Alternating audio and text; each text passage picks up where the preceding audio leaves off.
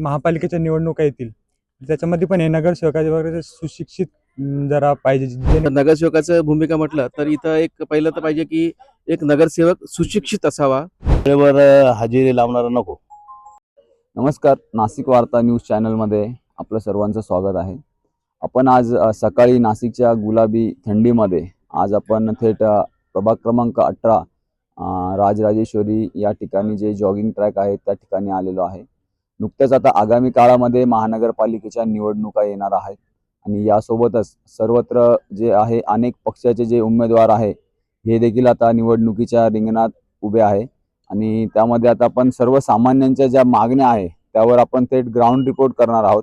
आपल्याला ज्या प्रकारे नवीन पिढी जी आहे ती कुठेतरी गुन्हेगारीकडे जास्त वळताना दिसते. आपण देखील एक युवक आहात, आपली यावर काय प्रतिक्रिया आहे?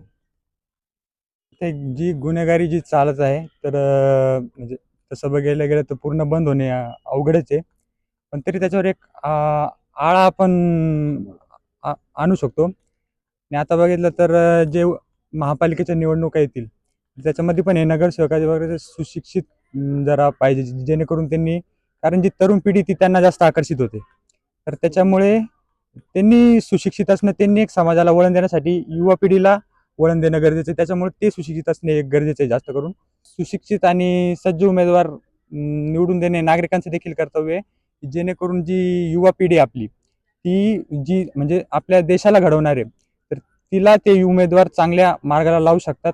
त्यामुळे सुशिक्षित असणं उमेदवार हे खूप गरजेचं आहे आणि शहराचा देखील त्याने विकास होईल. नक्कीच प्रामाणिक उमेदवार असला तर आपल्या प्रभागाचा देखील विकास होतो. आता या ठिकाणी जे युवकांनी मत मांडलेलं आहे नक्कीच ते सर्वांना अपेक्षित आहे. प्रत्येक व्यक्तीला उमेदवाराकडून हीच अपेक्षा असते. रवी भाऊ सरवदे देखील आपल्या सोबत आहे. ते देखील या ठिकाणी जॉगिंग ट्रॅक मध्ये एक आपला व्यायाम करण्यासाठी आलेले. आपण त्यांच्यासोबत देखील आपण त्यांची देखील त्यांच्याकडून काय अपेक्षित आहे, त्यांच्या प्रभागामध्ये कसा नगरसेवक हवा याबद्दल आपण थेट त्यांच्यासोबत चर्चा करणार. उमेदवार आता खरं बघितलं तर उमेदवार हा आहे ना, सगळ्यांना धरून चालणारा असावा आणि तो पहिली गोष्ट म्हणजे तो पारदर्शी असावा आणि त्या गोष्टी त्यांनी समजून न्यावं, नाही का, सगळ्यांना धरून चालावा, नाही का. आता ह्या गोष्टी कसं वेगळ्या झालेल्या आहे. आता या गार्डनचा बी विषय आहे. गार्डनचा काही काही गार्डनमध्ये काही प्रॉब्लेम आहे ते त्यांनी सॉल्व केले पाहिजे. आता हे माझी अशी इच्छा आहे की आता जे म्हणजे स्पीकर आहे नाही का, गार्डनचे संगीत आहे, साऊंड सिस्टीम आहे, हे त्यांनी ते लावलं पाहिजे. संगीत रचना झाली पाहिजे याच्यात.